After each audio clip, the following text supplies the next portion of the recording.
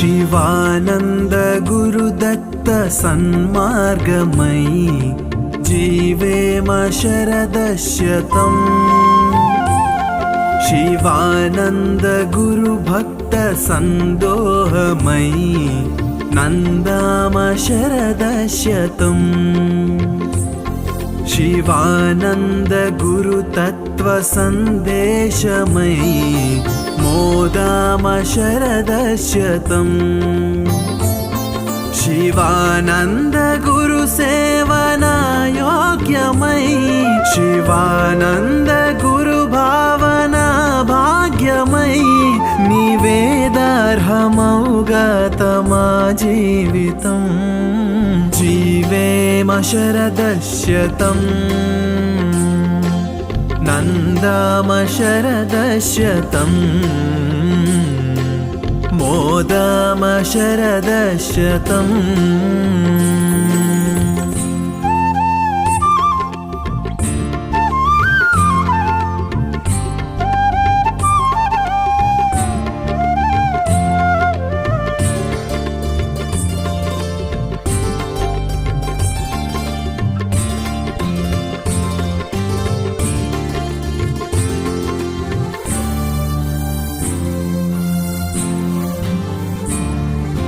नडयाडु वेदं शिवानन्दपादम्। चिरशान्ति सौधं शिवानन्दधामम्। नडयाडु वेदं शिवानन्दपादं। चिरशान्ति सौधं शिवानन्दधामं। साङ्गत्यमे ज्ञान साकल्यमयी सहवासमे जन्म साफल्यमयी शिवानन्द गुरुदर्शन सत्तनेत्रमयी।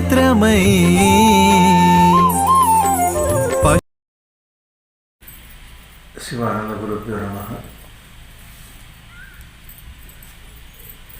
గురువుగారి భక్తులు, గురువుగారిని ఆశ్రయించిన వాడు, గురు కుటుంబం ఎక్కడెక్కడైతే ఉందో నా ఆత్మీయులైన అందరికీ దీపావళి శుభాకాంక్షలు.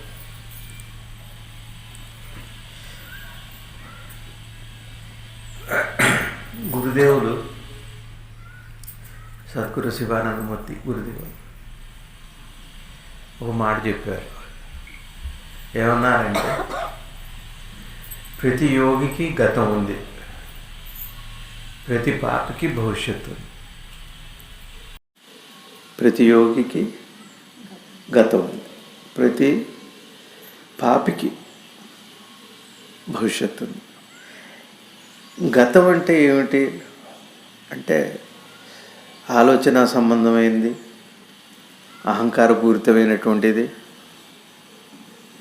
అజ్ఞానంతో ఉన్నటువంటిది. ఒకప్పుడు యోగి కూడా అట్లనే ఉన్నాడు అని. కానీ ఇప్పుడు యోగి జ్ఞాని అయ్యారు, ఆయన పరిపూర్ణమైనటువంటి పరమాత్మ స్థితిని పొందారు ఆయన. అంటే మరి పాపికేమో నేను జీవుణ్ణి అనే అహంకారం దేహాత్మభావంతో ఉంటాడు. కాబట్టి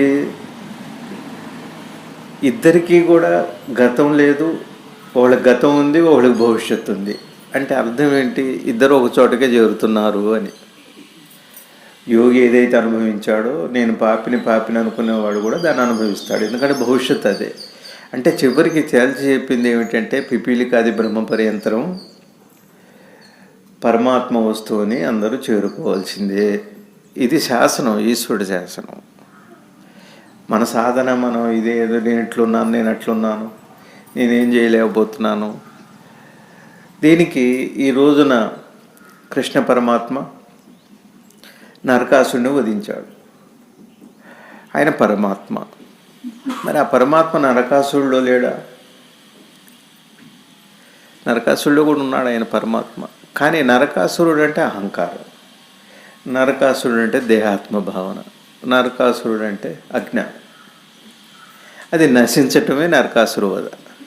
అది పరమాత్మ అనుగ్రహం చేత ప్రతివారు కూడా పరమాత్మ స్వరూపులుగా మారి తీరాలి. అది శాసనం. అది మీరు చేయండి చేయకపోండి, మీరు ఎట్లున్నారన్నది కాదు.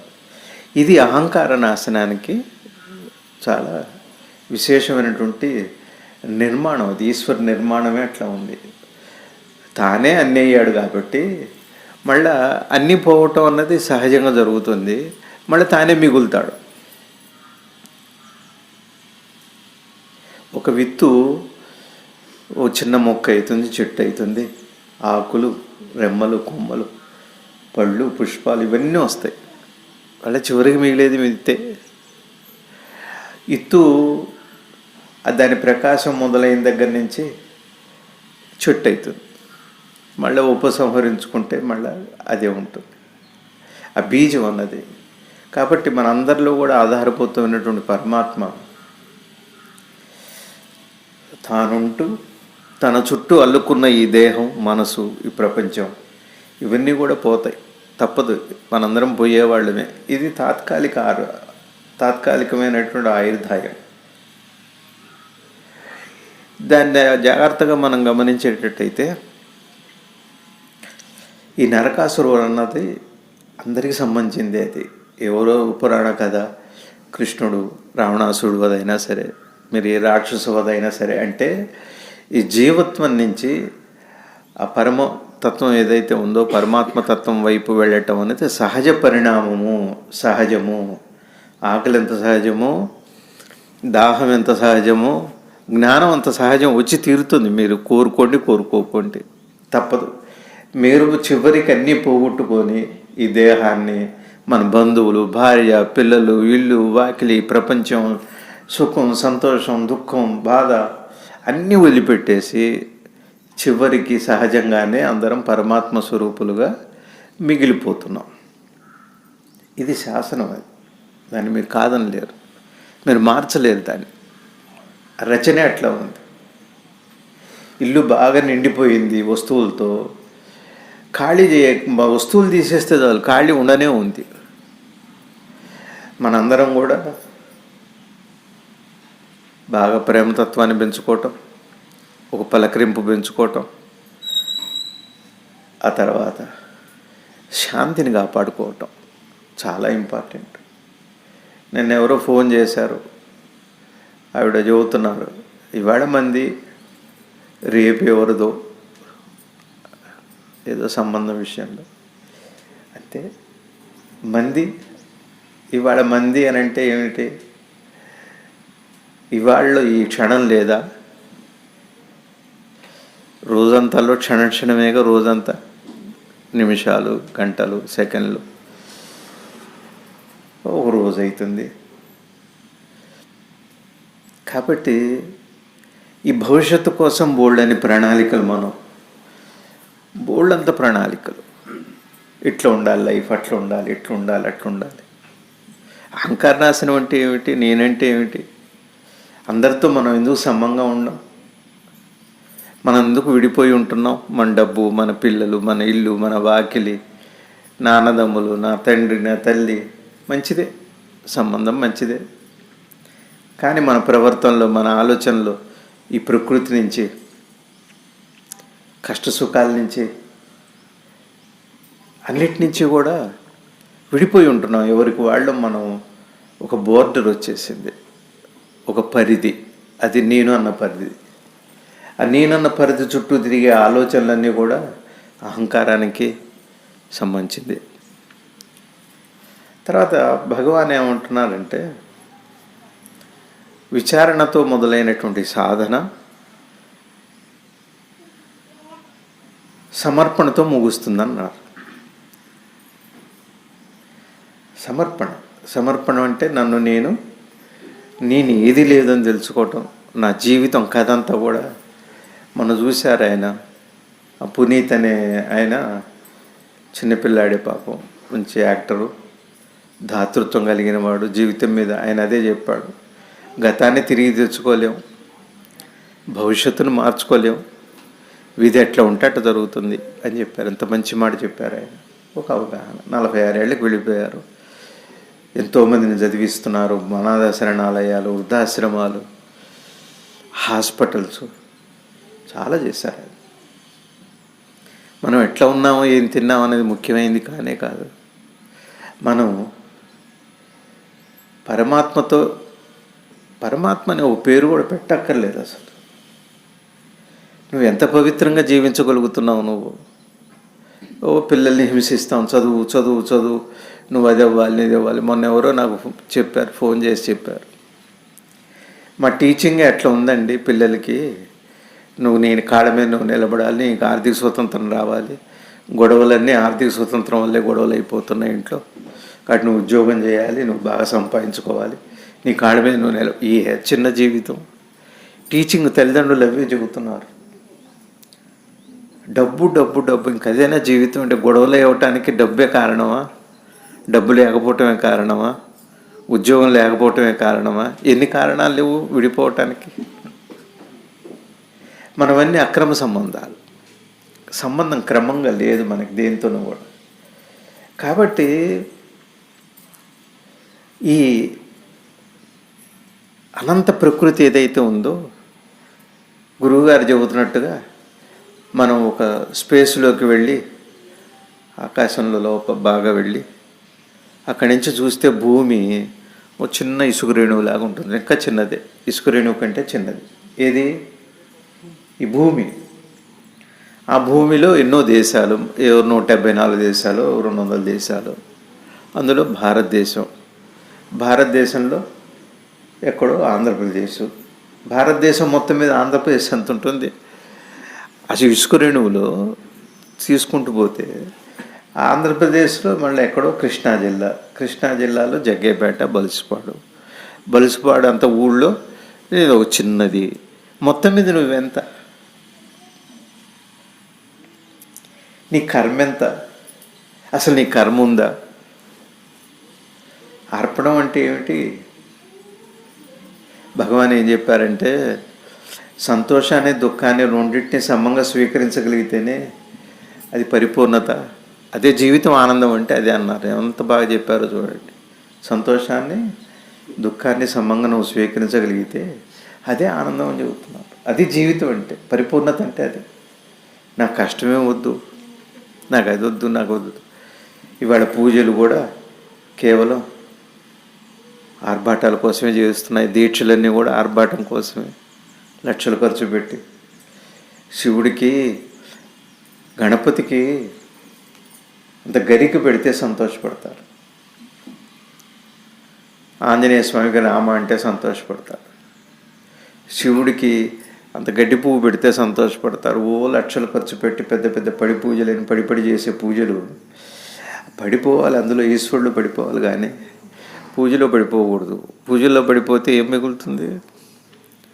పూజలు కాదు కావాల్సింది, పవిత్రత చాలా ముఖ్యమైనది. పవిత్రత చాలా చాలా చాలా. నువ్వు దీక్ష తీసుకో, సామాన్యంగా ఉండు, నువ్వు ఏం చేయకపో, ఒకటిగా ఉండు, ఈ ప్రకృతితో ఒకటిగా ఉండు. గురువుగారు ఉన్నారంటే, పెద్దలు ఏం చెబుతున్నారంటే, నమస్కారం కూడా పెట్టే విధానం ఉంది. భగవంతుడికి, దేవతలకి నెత్తి చేతులు పైన పెట్టి పెట్టాలట. గురువుకి నమస్కారం చేసేటప్పుడు చక్కగా ఇక్కడి నుంచి నమస్కారం చేయాలట. అట్లానే నీ స్నేహితులు ఎవరు, సామాన్యులు, మామూలు వాళ్ళు, నీ హితులు ఎవరన్నా ఉంటే వాళ్ళకి హృదయం నుంచి నమస్కారం చేయాలి. ఈ నమస్కారం అనేది ఏంటంటే, నాది లేదు, నేను లేనని చెప్పటమే. నాది నీకు గుర్తొచ్చింది, ఇప్పుడు పెట్టకూడదు, ఇన్నిసార్లు నమస్కారం అనకూడదు అని అనిపించింది అనుకోండి, మీరు బాగుపడలే. ఇంకా మనం బాగుపడినట్టే. అహంకారం వచ్చేసింది, నువ్వు లిమిటేషన్స్ చేస్తున్నావు. అంటే నీ డబ్బుని ఎంత లిమిటెడ్గా వాడుకుంటున్నావో, నీ పవిత్రతను కూడా అంత కట్టడి చేసేసావు. ఏమిటి దీపావళి అంటే? మందులు కాలుస్తాం, పిల్లలకు హుషారుగా ఉంటుంది, సంతోషంగా ఉంటుంది. సరే, ఏదో దీపం చూడటం ముఖ్యం, వెలుగు చూడటం ముఖ్యం. వెలుగు అంటే ఏమిటి? ఉన్నది ఒకటే వస్తువు, 10 వస్తువులు లేవు, మిగిలేది అదే. ఒకవేళ నీకు జ్ఞానం రూపంలో తగిలేది అదే. ఏం లేదు, ఇంకా నువ్వంటూ లేవు అసలు. పరమాత్మే తాను అనేకమయ్యాడంటే అర్థమే. పొద్దున ఎవరో చెబుతున్నారు ఫోన్ చేసి, సహస్ర శీర్షాలతో, సహస్ర బాహువులతో, సహస్ర పాదాలతో ఉన్నారు ఆయన అని చెప్పి చెబుతున్నారు. అంటే ఏంటి? అనేకంగా అని. సహస్రం అంటే 1000 తలకాయలే ఉన్నాయన ఈశ్వరుడికి, అనేకంగా, అనంతంగా, మొత్తం అంతా అదే అయినప్పుడు ఇంకా అంతా తాను కాదని. తాను అంతే, అంతా తానే, ఏమి కాదు తాను.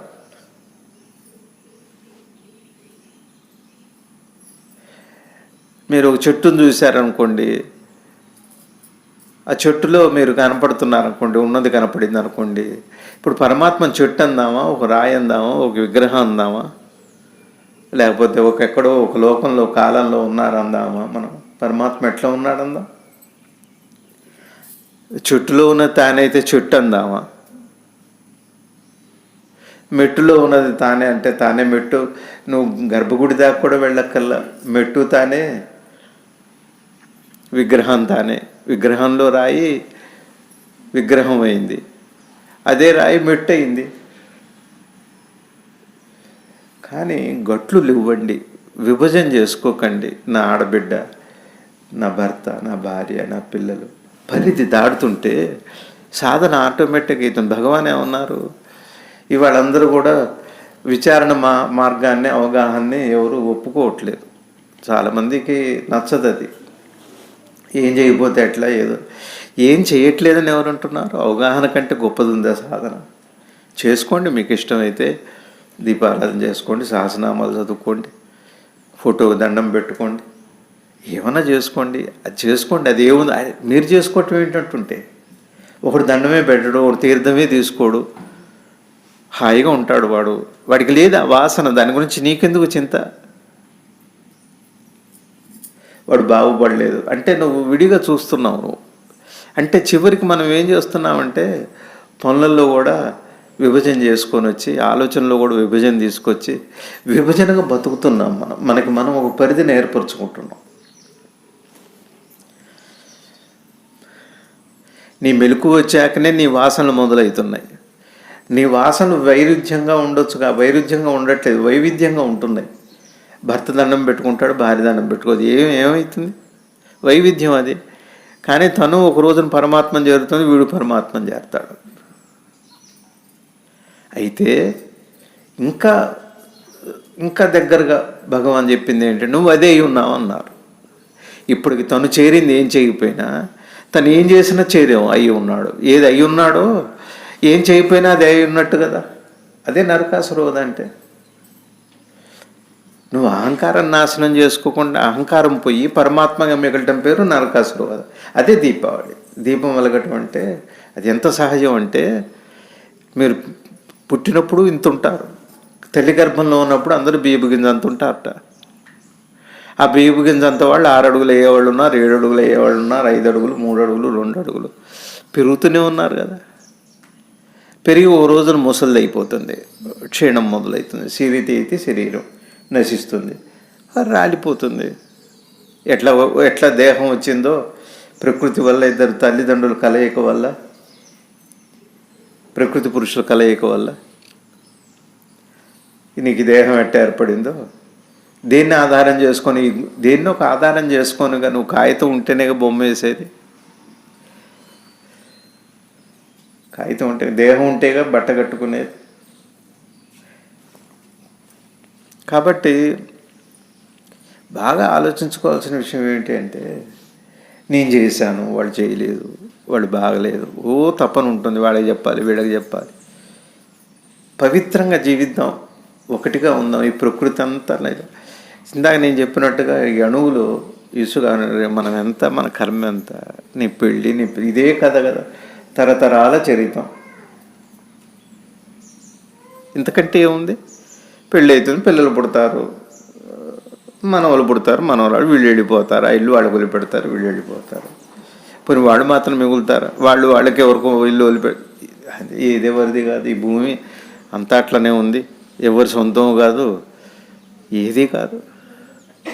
మన ఆలోచనలు అనారోగ్యంలో ఉన్నప్పుడు ఒక రకంగా ఉంటాయి, బాగున్నప్పుడు ఒక రకంగా ఉంటాయి. బాగున్నప్పుడు పరమాత్మలో ఉందాం అనిపిస్తుంది, మా ఆరోగ్యం బాగుపడి బాగుంది ఉంటాను అనుకున్నాక ఎంతైనా సంపాదించాలనిపిస్తుంది. గురువు గారు ఉన్నారు, పిల్లల కోసం పుణ్యం చేస్తారు, వాళ్ళ కోసం పాపం చేస్తారు. పుట్టేంతవరకు ప్రయోజనాలు డొల్లు పొల్లు దండాలు అవి ఇవి పెట్టి పుట్టిన తర్వాత వాళ్ళ కోసం అడ్డమైన సంపాదన ఏవో చేస్తుంటాం. కాబట్టి నేనేమంటున్నానంటే ఇవన్నీ వద్దంటలేదు. ఆస్తులు పాస్తులు సంపాదన పిల్లలు కుటుంబం వద్దంటలేదు. నా కర్మ ఎంత, ఇది చిన్నది కదా, ఈ అనంత విశ్వంలో గాలి వీస్తుంది. సంపద కూడా అన్ని తరాలు వేల తరాల పాటు కలిసి రాదు. రెండోది చూడటానికి వీడు ఉంటాడు ఆ వేల సంవత్సరాల పాటు నా మనవలను చూసుకోవాలని. పైనుంచి చూస్తుంటే ఏంటి నువ్వు చూసేది? పైనుంచి నువ్వు నిజంగా పైనుంచి చూస్తే ఏం కనపడదు. అణువు పరమాణువు అవుతుంది, పరమాణువు మహాణువు అవుతుంది. అణువుగా ఉండాలంటే అణుకుగా ఉండాలి. నువ్వు అణువుగా ఉండటం ఎంత ముఖ్యం అంటే అణుకుగా ఉండటమే అణువుగా ఉండటం.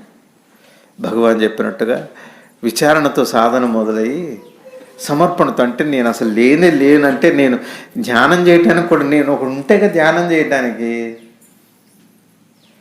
పరమాత్మ ధ్యానం చేస్తుంటాడా?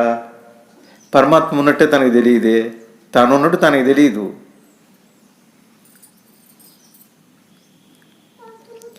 కాబట్టి అహంకారంతో జీవించకండి. అదే పనిగా చాదస్తంగా దండాలు పెట్టడం కాదు. మనస్ఫూర్తిగా నాది ఏం లేదు. పోనీ గురువు అనండి. గురువు అంటే ఎంత గొప్పవాడు. గురువు అనేది వెలుగు. నరకాసురవధ అంటే ఒక గురువు ఒక జీవుడికి చేసేటువంటి అత్యుత్తమైనటువంటి జ్ఞాన వెలుగుని ప్రసాదించడమే దీపావళి. గురువు బోధ ద్వారా, గురువు వాటి ద్వారా. వాళ్ళంతా కూడా కాంపిటీషను, కంపారిజను. వాడికి 3 అడుగులు గది ఉందండి, నాకు 60 అడుగులు గది ఉండాలి. అది బెడ్రూమ్ అంతా మంచం ఎవరు నేర్చుకుంటారు? అట్లా ఉంది మన పరిస్థితి. బెడ్రూమ్ అంత మంచం ఉంటుందా? మంచం అంత బెడ్రూమ్ ఉంటుందా?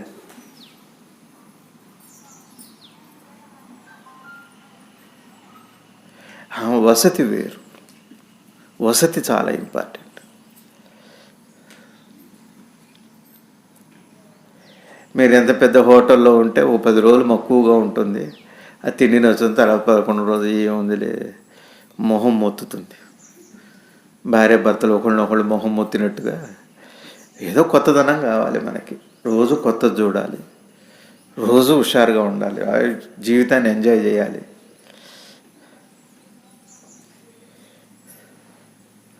మొన్న ఎవరో చెప్పారు, మీకు క్యాన్సర్ వస్తుందేమో, జాగ్రత్తగా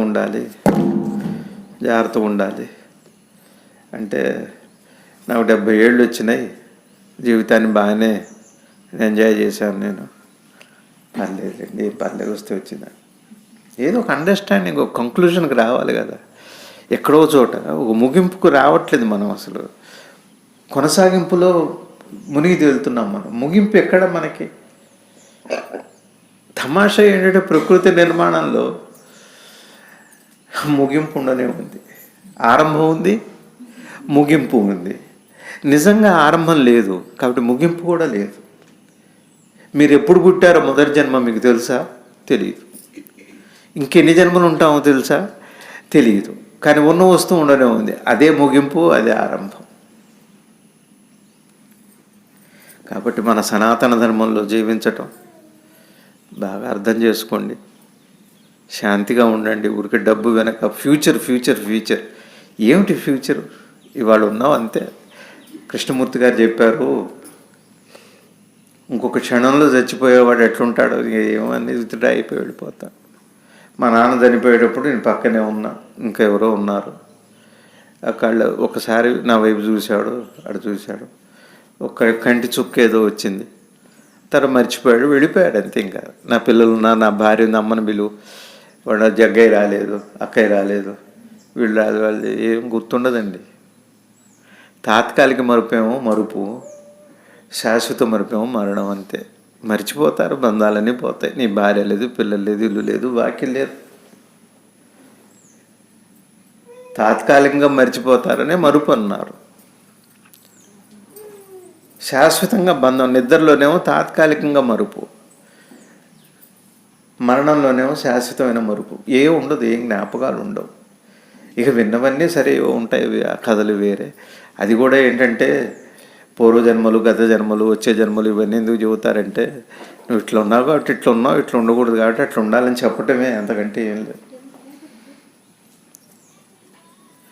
కాబట్టి కృష్ణమూర్తి గారు చెప్పినట్టుగా మీరు మీ బట్టను శుభ్రంగా ఉంచుకుంటున్నారు, మీ ఇల్లు శుభ్రంగా ఉంచుకుంటున్నారు, అన్నీ శుభ్రంగా ఉంచుకుంటున్నారు, మనసు మాత్రం అట్లా వదిలిపెట్టేశారు ఏమిటి, మనసును కూడా బాగు చేసుకోండి అంటున్నారు.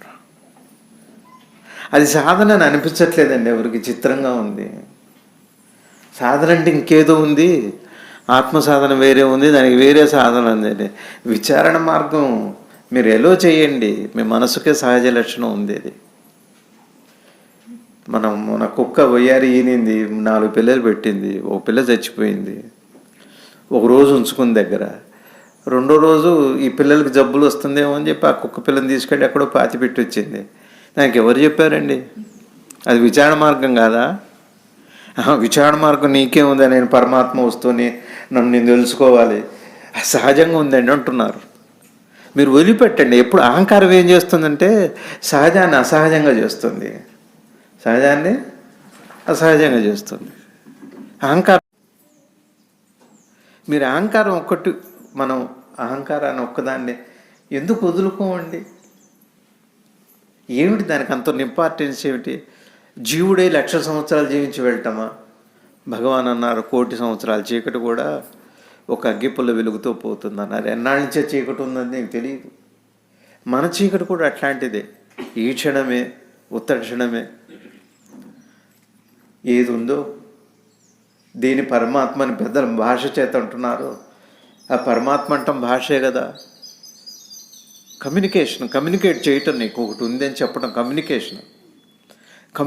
2 రకాలుగా ఉంటుంది. ఒకటి బయట నుంచి ఉంటుంది, లోపల నుంచి ఉంటుంది. లోపల దానికి అహంకారం అడ్డు, బయట దానికి దేహం అడ్డు. ఇట్లా మనం ఏమైపోయామంటే పరమాత్మ నాకు వద్దు, అదేమో అలలాగా నేను వస్తున్నాను, నన్ను చూడు, నన్ను గ్రహించు అని పరమాత్మ చెబుతుంటే వద్దు, కాస్త నిగ్రహించుకో, నువ్వు కాస్త కంట్రోల్ చేసుకో, అదేదో సినిమాలో చెబుతుంటాడు. నువ్వు కంట్రోల్ చేసుకో పరమాత్మ, నీకు ఆవేశం ఎక్కువ, ఏంటి నీ తొందర ఏంటి అసలు, నేనెంత బిజీగా ఉన్నాను, నేనెంత ఇదిగా, నా పిల్లలు ఆడుకోవాలి చక్కగా, బోడంత పనులు ఉన్నాయి నాకు, నీ తొందర ఏమిటని పరమాత్మను ప్రశ్నిస్తుంది. నీకు బాగా దేహాత్మ భావన పెరిగిపోయింది ఓ పరమాత్మ, నీకు అహంకారం పెరిగిపోయింది, నీకు తొందర పెరిగిపోయింది, ఏమిటి నీకు మోహం ఈ సృష్టి మీద, ఈ జీవుడి మీద నీకు మోహం ఏంటి, కాస్త కంట్రోల్ అవ్వు, ముందు నువ్వు నేర్చుకో, తర్వాత నాకు చెప్పని పరమాత్మకి ఓ లెటర్, ఈమెయిల్ పెడుతున్నారు.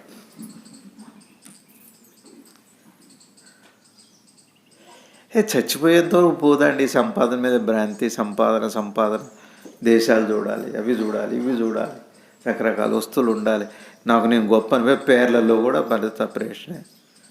పుట్టిన పిల్లకి లక్ష్మి, అమ్మమ్మ పేరు, నాయనమ్మ పేరు, ఒక 2 తరాల తర్వాత మీ తాత పేరు ఏంటంటే తెలియదు, అవి పెట్టుకోరు.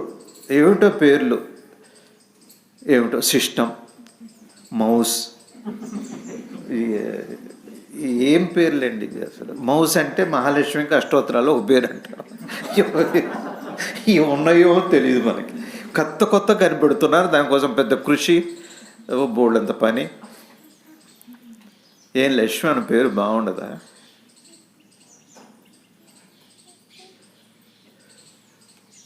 ఏం పొంది, నాకు అర్థం ఉందా? ఆ పేరుకి ఏమైనా అర్థం ఉందా? నువ్వు పేరుతో పుట్టించి పేరు దగ్గర నుంచే నీ వ్యక్తిత్వం మొదలవుతాం, పైన పరమాత్మ అని అంటున్నావు, నీకు వ్యక్తిత్వం ఎక్కువైపోయింది. ఏమి నా మోక్షం గురించి నీకేంటి గొడవ, నా ముక్తి గురించి నాది, అసలు నా అహంకారం పోవాలంటున్నావు, నీ అహంకారమే కదా అని పరమాత్మను అంటుంటే, మనం ఇట్లా ప్రశ్నిస్తుంటే ఎప్పటికైనా బాగుపడతామా మనం? ఏం జీవితం అండి ఇది? ఇట్లా విడిపోయి బతికేవాళ్ళం, అమ్మ నాన్న వెళ్ళిపెట్టి అమెరికాలో బతుకుతున్నట్టుగా. ఎవరికో సంబంధం కుదిరిందట, మనం సంతోషంగా ఉందాం, అమ్మ నాన్న బాగా చూసుకుందాం, అప్పుడప్పుడు వెళ్ళొద్దాం, అప్పుడప్పుడు వాళ్ళు వస్తారు, సరిపోతుంది. ఏం చేస్తారు, పెళ్ళి కావట్లేదు కానీ అడ్జస్ట్ అయిపోతే సరిపోతుంది, ఒప్పుకున్నారు అయిపోతుంది. రేపు ఏదైనా అనుకోండి, అమ్మాయి ఉంటుంది, నేను ముందే చెప్పాను, వాళ్ళు రావటానికి వీల్లేదు, మనం పోవటానికి వీల్లేదు, వాళ్ళు అక్కడ మనం ఇక్కడ, ఇద్దరు క్షేమంగా ఉందాం, ఉభయ కుజులో పరి.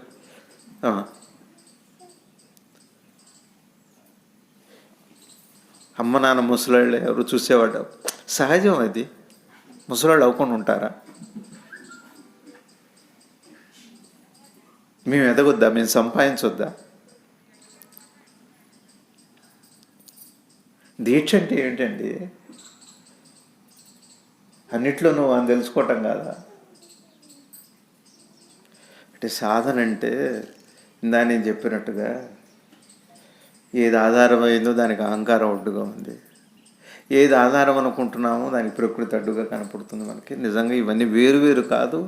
నువ్వు పరమాత్మ వస్తువే, పరమాత్మగా మిగులుతారు. ఇది బాగా గుర్తుపెట్టుకోండి. మీ ఆస్తులు, మీ పదవులు ఏవి మనకి నిలబడవు. పరమాత్మగా నువ్వు అయి తీరుతావు. ఈ శాసనం. కాబట్టి ఇదే నరకాసుర వధ. మీ అందరికి అనేక అనేక దీపావళి శుభాకాంక్షలు. అందరూ చల్లగా ఉండండి, క్షేమంగా ఉండండి. మంచి పిల్లలు, మంచి మనవులు. పిల్లల్ని బాగా పెంచండి. చదువుతో పాటు సంస్కారం నేర్పండి. చదువుతో ఒట్టిగా చదువు ఉద్యోగం అని కాకుండా సంస్కారాన్ని నేర్పండి, వినయం నేర్పండి. ఇవన్నీ నేర్పకుండా పెంపకం ఉన్నది ఇది ఏం కరెక్ట్ కాదండి. కాస్త విచారణ మార్గం అన్నది చాలా, విచారణ అన్నది బాగా గుర్తుపెట్టుకోండి. అది మీరు చేసేది కాదు. లోపల పరమాత్మకి కల్పించిన ఒక వెసులుబాటు, ఒక నిర్మాణంలో ఉన్న క్రియకు పేరు విచారణ. అది సహజం. నువ్వు చేయక్కర్లా, వచ్చి తీరుతుందంతే. ఒకటే మాట. విచారణ అటు చేయాలి. నువ్వు వదిలిపెట్టు, విచారణ జరుగుతుంది. విచారణ చేస్తే వచ్చేది కాదు, అర్థం చేసుకుంటూ వచ్చేది. అవగాహన చాలా ఇంపార్టెంట్.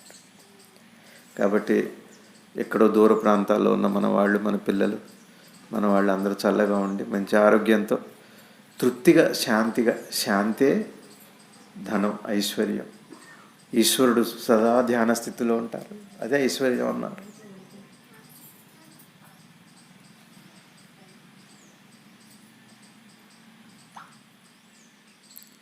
కాబట్టి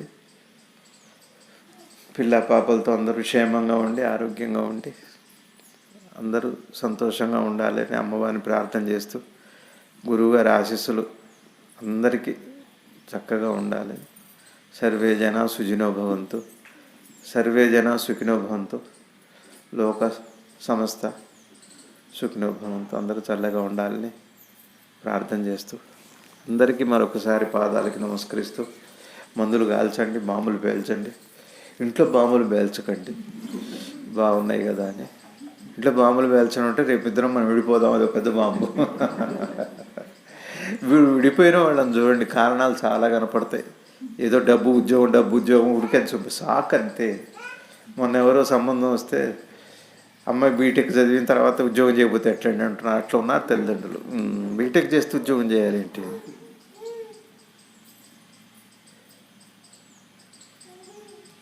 చిన్న జీవితం అండి. ఇంత పెద్ద అనంత విశ్వంలో, అనంత కర్మలో ఒక చోట సముద్రం ఉంది, అది ఆవిరైపోయింది, ఎడారైపోయింది. ఎక్కడో ఎడారిగా ఉంది, అక్కడ సముద్రం వచ్చింది, నీళ్లు వచ్చినాయి, సస్యశ్యామలం అయింది. అమెరికా ఎంతో చల్లగా, యూరోప్ చల్లగా ఉంది. రానున్న రోజుల్లో మన ప్రాంతాలు కూడా చల్లబడిపోతే అక్కడ వేడి వస్తుంది. ఏమంటారు దాన్ని? అప్పుడు ఇండియా వస్తారా వాళ్ళు? రారు. అమెరికాలో ఒక తమాషా జరిగిందండి, చెబుతున్నారు మన వాళ్ళు.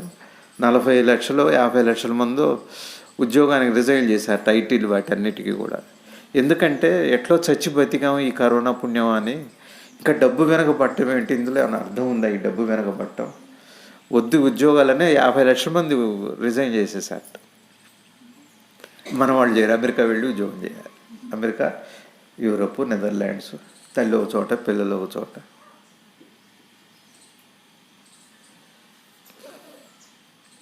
తమాషా ఏంటంటే, ముసలితనం వస్తే పిల్లలు ఉపయోగపడతారో లేదో కానీ వాళ్ళు ముందే పెళ్ళప్పుడే, ఆ షష్టి పూర్తి అప్పుడు ఒక కర్ర కొని పెడతారు. నీకు ప్రకృతి ఉపయోగపడుతుంది, నీ కర్మ నీకు ఉపయోగపడుతుందిలే, నీ కర్మ నిన్ను దాటిస్తుంది, ఉంటావా ఏంటి? అనారోగ్యంగా పడి ఉంటావా? అనారోగ్యం శాశ్వతం, నువ్వు శాశ్వతమా అని ఏం చేస్తారంటే, ఒక మంచి అమెరికా నుంచి, ఫారెన్ నుంచి ఒక కర్ర తెప్పించిస్తారు వాళ్ళకి గిఫ్ట్గా. నాన్న ఉంచుకో, నువ్వు ఏం పర్లేదు. నాన్న గుర్తుగానే వీళ్ళు ఉంచుకుంటారు, ఎందుకంటే వాళ్ళకి ముసలితనం వస్తుంది, వాళ్ళు పోయేవాళ్ళు. కర్ర తరతరాలుగా సాగుతుంటుంది, ఈ కట్టె మాత్రం పోతుంది. కర్ర తరతరాలుగా ఉంటుంది. మా తాతయ్య వాడిందని మునిమనోడు వాడతాడు, మునిమనోడు వాడి మునిమనోడు వాడతారు. కర్ర మారుతుంది కానీ ఈ కట్టె నిలబడదు, ఇది తెలియదు. కర్రను చూస్తాడు కానీ కట్టెను చూడు. అటు కట్టుబడిపోయాం ఈ దేహానికి, ఈ సుఖానికి, వసతులకి, ఈ వ్యామోహానికి, డబ్బుకి కట్టుబడి.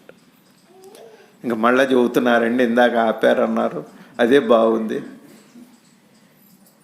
కాస్త ఆలోచించండి జీవితం గురించి.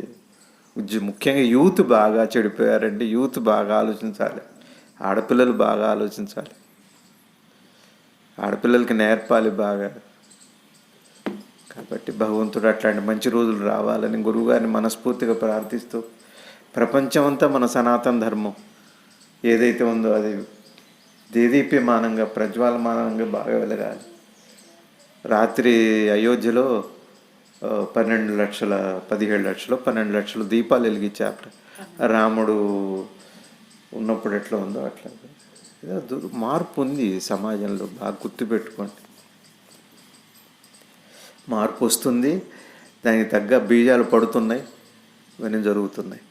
కాబట్టి మీ అందరికీ శుభాకాంక్షలు చెబుతూ జాగ్రత్తగా పడిన ప్రసాదాలు ఏవో మేనేజ్మెంట్ వాళ్ళు ఏర్పాటు చేశారు, మాకు పెట్టలేదు కానీ మీకు పెడతారు, ఏం పర్లేదు.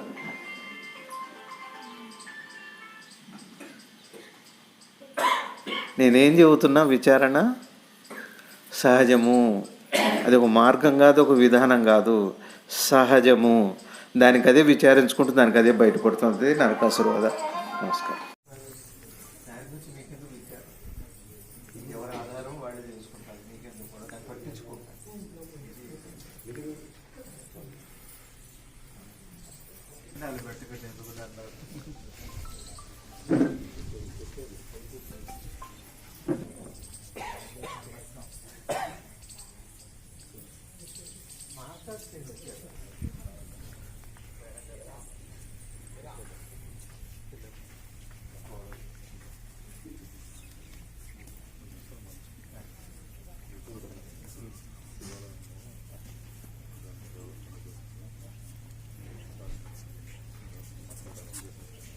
సంక్రాంతి